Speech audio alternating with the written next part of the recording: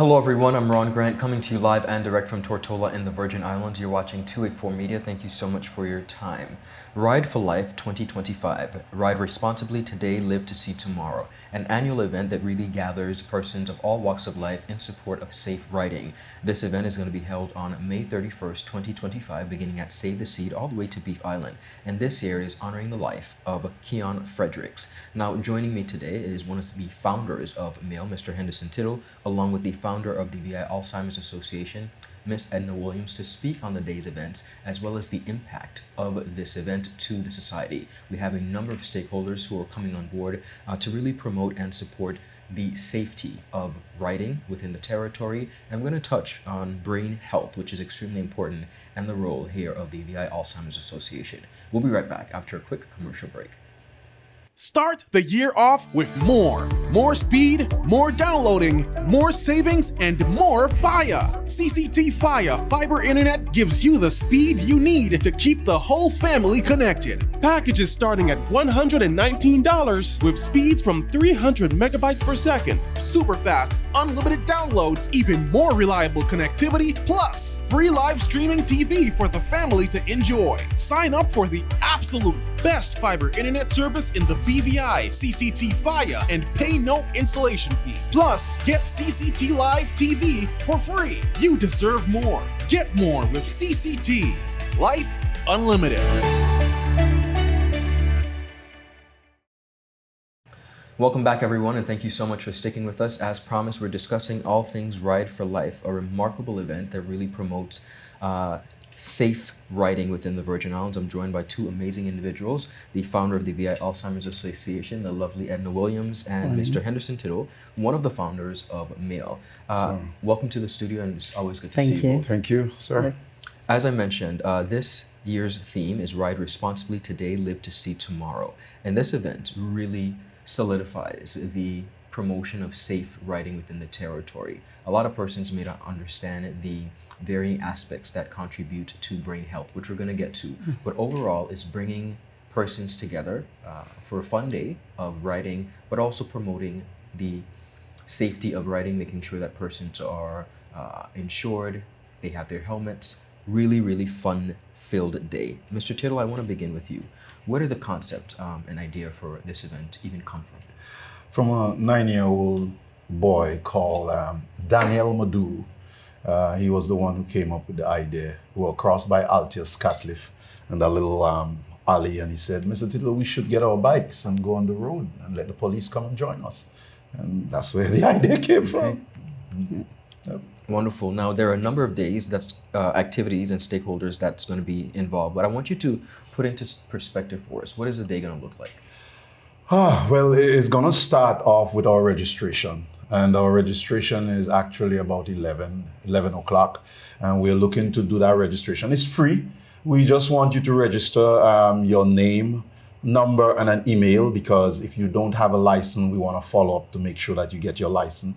Because the whole idea of the event is to get the boys regularized and get them on par with their license, insurance, safety, and stuff like that. We move off from Save the Seed, I say about 12:30, the ride begins. We have a ride marshal, that's the gentleman, Mr. Foy, who will be leading the match. We have the police also who will be with us. The insurance will be on spot to make sure that the boys are insured. We have the license department, hopefully will be on spot also.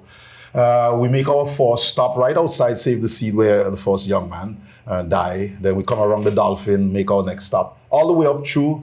So what we're going to do when we reach where a young man passed or the accident, we're going to stop, lyric, and then, say maybe a blessing and then move on until we reach Beef Island. We come back after we reach Beef Island, come back to Save the Seed where we're going to have our closing remarks. Before we leave Save the Seed, however, the police will have a presentation.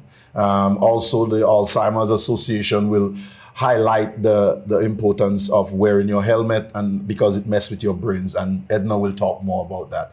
But the day should be a fun day also, but a very educational day when it comes to riding in the BVI, because we have some of the experts who know about the riding who will be talking about it. We are just the hosts. Well, I'm happy you mentioned a number of the stakeholders like the police, the insurance, DVI Alzheimer's Association, and there were going to be a lot of prizes. I believe some giveaways of helmet. Tell me about that.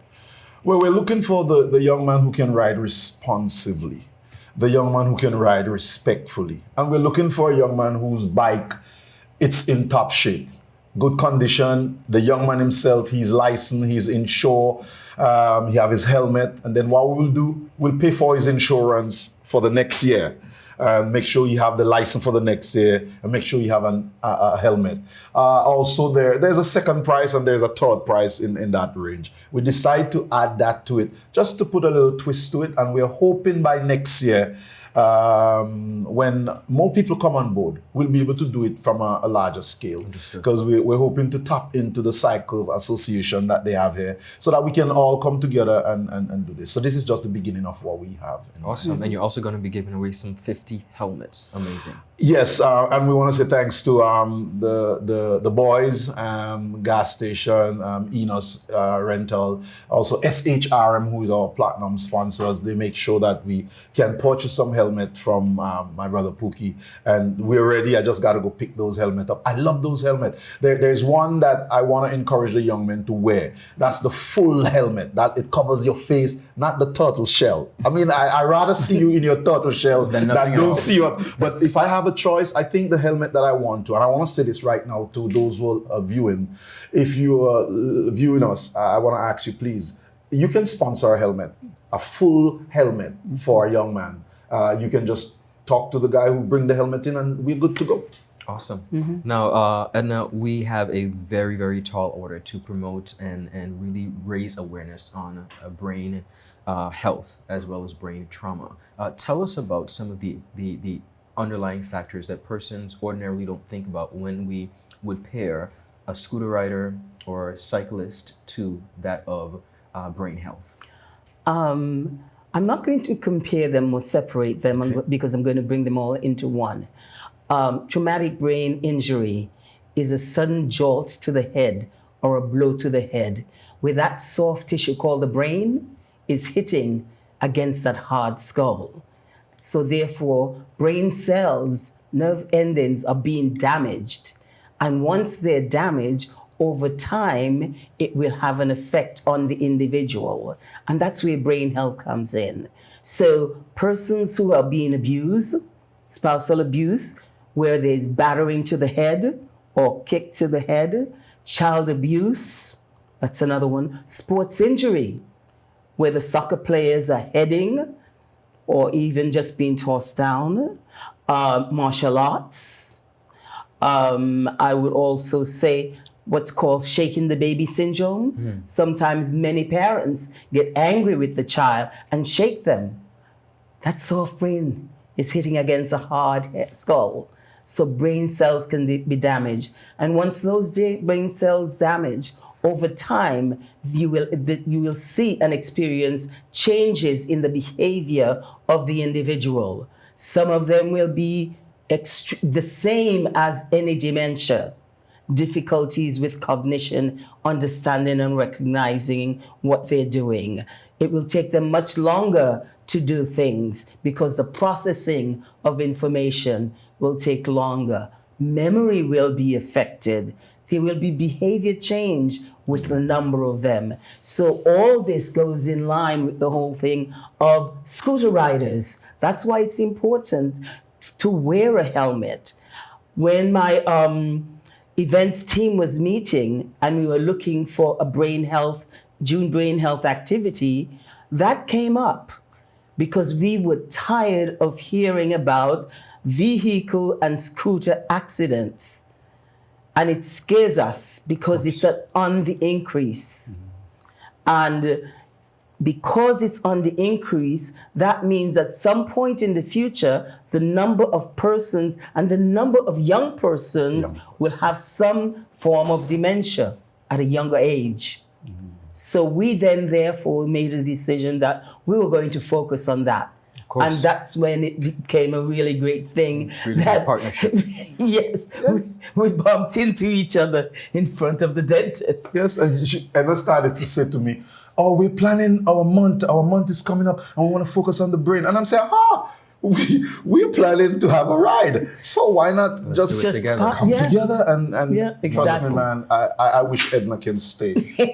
Inspirational. I mean, it's like Edna can just reach out and have things come to her, and I love that. It makes my job easy. A lot easier. Absolutely. So, one of the things that I want to touch on, because Mr. Tittle, there's always been so much so of a negative connotation within the territory as it pertains to bike riders. I do believe, though, that we're increasingly seeing more and more bike riders being compliant. Yes. And I do believe that events like this have a significant impact Yes. on changing that narrative and really helping them to understand the importance of being compliant, not only with the helmets, but their insurance and their licensing. Speak to the impact of this event that you've seen over the past few years. Well, Ren, one of the things that I don't like, I know that we're not perfect. And there are some of the riders, there are some of them who will go against the grain. There are some of them who will not wear their helmet. But over the last couple of months, I have noticed that there's a lot of the young men, they're complying because this is their transportation. This is their vehicle. Some of them are wearing their helmet. They're taking their time. There's a few who still ride through. The law, I think it's in law now, where the noise, and these guys have literally adjust their scooter because they normally take the silencer out of the muffler. And they're leaving it in now. Okay. So I think we need to focus on the positive changes that we are seeing. And that's one of the things that hurts sometimes. We gravitate to the negative. And we always see the negative. Yes, it's there and it helps us. We need the negative and the positive go together and we have a creation. But we need to also, like, when last did you saw a young man in the traffic with his helmet on and say, "Thank you for wearing your helmet"? Stuff like this will encourage him. When last did you say to a young man, "I like the way you're riding responsibly"? Now, if I hear that, it helps to build my little ego, helps to make me want to ride better. And then we can move on to say, okay, we're going to dress a certain way. But we have to catch the fish first before we clean it. Can't clean the fish and we don't catch the fish. Gotta work with them. Those who are working, we gotta work with them. Absolutely. Events like this is what gonna help. Yeah. No, you're gonna help them because when you buy a helmet, you can call them up and say, "Hey, I seen you wearing the helmet. You know what happened?" Because you have a relationship with them now. You don't have a relationship with them, but you wanna.